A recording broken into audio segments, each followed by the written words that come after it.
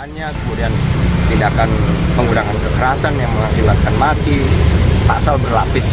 Pimpinan bertanggung jawab, kan itu.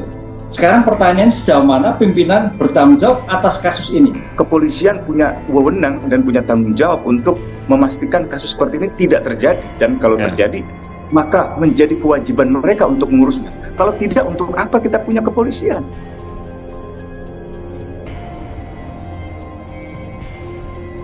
Tegas Jenderal Andika Perkasa minta Pas Pampres culik bunuh imam dijerat pasal berlapis. Ya, yang jelas itu kan tindak pidana, Mas. Tindak pidana macam-macam. Ada penculikannya, kemudian tindakan penggunaan kekerasan yang mengakibatkan mati, pasal berlapis. Yang jelas harus diproses secara hukum. Harus. Yang menjadi ramai di publik adalah harus dipahami di TNI ada asas hukum yang harus dipahami bahwa TNI itu adalah satu, ada asas pimpinan bertanggung jawab, kan itu. Sekarang pertanyaan sejauh mana pimpinan bertanggung jawab atas kasus ini? Apakah ini hanya pribadi oknum yang bersangkutan? Apakah terkait yang lain? Selama ini tidak ada penghukuman yang adil. Amnesty dan Koalisi Masyarakat Sipil untuk Sektor Keamanan, Reformasi Sektor Keamanan itu berkali-kali menyuarakan berbagai kasus yang terjadi dan meminta agar misalnya Dewan Perwakilan Rakyat dan pemerintah merevisi Undang-Undang Peradilan Militer. Karena tanpa ada pembenahan sistem penghukuman di dalam ranah peradilan militer ke peradilan umum, tidak akan ada perasaan gentar atau jerah untuk melakukan tindakan yang sama. Kalau 340 ya pidana mati. Oleh karena itu hal seperti ini saya kira tidak sulit, Mbak.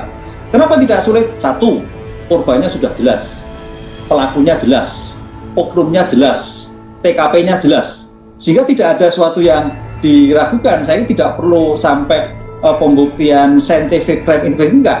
Karena namanya oknum TNI itu asas pertanggungjawabannya penuh, sehingga tidak ada keraguan-keraguan atas kebohongan apa yang dilakukan. Tindakan penyiksaan, penculikan, pembunuhan adalah tindak pidana umum, bukan tindak pidana pelanggaran hukum militer. Kalau pelanggaran hukum militer itu membocorkan rahasia negara, melawan perintah atasan, atau membuat kerusakan di tangki militer, kompleks militer, asrama militer, atau misalnya di sebuah pangkalan militer. Nah, hal-hal seperti itu berbeda. Ini peristiwa terjadi dalam bentuk tindak pidana umum, pembunuhan, penculikan, penyiksaan, terjadi di Rempoal, di wilayah lingkungan masyarakat yang biasa, lalu di Karawang, di sebuah sungai. Itu lingkungan umum, dan itu harus tunduk pada jurisdiksi peradilan umum. Dalam hal ini, kepolisian punya wewenang dan punya tanggung jawab untuk memastikan kasus seperti ini tidak terjadi. Dan kalau terjadi, maka menjadi kewajiban mereka untuk mengurusnya. Kalau tidak, untuk apa kita punya kepolisian? Mantan Panglima TNI Jenderal Andika Perkasa buka suara terkait kasus penculikan dan penganiayaan yang dilakukan 3 anggota TNI Angkatan Darat terhadap pemuda asal Aceh Imam Maskur sampai tewas. Jelas itu kan tindak pidana, macam-macam, ada penculikannya, kemudian tindakan menggunakan kekerasan yang mengakibatkan mati, kata Andika kepada wartawan Selasa 29 Agustus. Andika memandang 3 prajurit TNI Praka RM Batalion Pas Pampres, Praka HS anggota Direktorat Topografi Angkatan Darat, dan Praka J dari Kodam Iskandar Muda layak dijatuhi pasal berlapis. Jadi pasal berlapislah yang jelas harus diproses secara hukum, harus itu ucapnya. Meski begitu, Andika percaya para pejabat TNI saat ini pasti bisa menjatuhkan hukuman seadil-adilnya atas kejahatan yang dilakukan para tersangka. Sebelumnya, Panglima TNI Laksmana Yudo Margono meminta agar 3 prajurit TNI yang terlibat dalam dugaan kasus penculikan dan penganiayaan pemuda asal Aceh Imam Maskur sampai meninggal dunia dihukum berat. Panglima TNI mengawal kasus ini agar pelaku dihukum berat semaksimal mungkin, minimal hukuman seumur hidup, maksimal hukuman mati, karena termasuk tindak pidana berat melakukan perencanaan pembunuhan. Ujar hal itu disampaikan oleh Kapuspen TNI Laksmana Muda Julius Wijojono saat dikonfirmasi Senin 28 Agustus. Selain diminta hukuman berat, Julius juga menyampaikan ketiga prajurit TNI termasuk 1 anggota Pas Pampres Praka RM dipastikan akan dipecat dari kesatuannya. Mantan Panglima TNI Jenderal Andika Perkasa buka suara terkait kasus penculikan dan penganiayaan yang dilakukan 3 anggota TNI Angkatan Darat terhadap pemuda asal Aceh Imam Maskur sampai tewas. Jelas itu kan tindak pidana, macam-macam, ada penculikannya, kemudian tindakan menggunakan kekerasan yang mengakibatkan mati, kata Andika kepada wartawan Selasa 29 Agustus.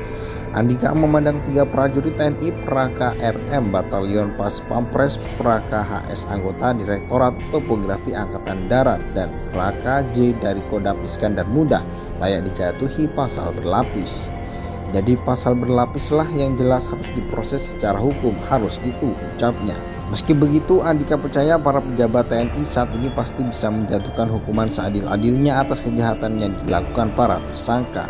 Sebelumnya, Panglima TNI Laksmana Yudo Margono meminta agar 3 prajurit TNI yang terlibat dalam dugaan kasus penculikan dan penganiayaan pemuda asal Aceh Imam Maskur sampai meninggal dunia dihukum berat. Panglima TNI mengawal kasus ini agar pelaku dihukum berat semaksimal mungkin, minimal hukuman seumur hidup, maksimal hukuman mati, karena termasuk tindak pidana berat melakukan perencanaan pembunuhan.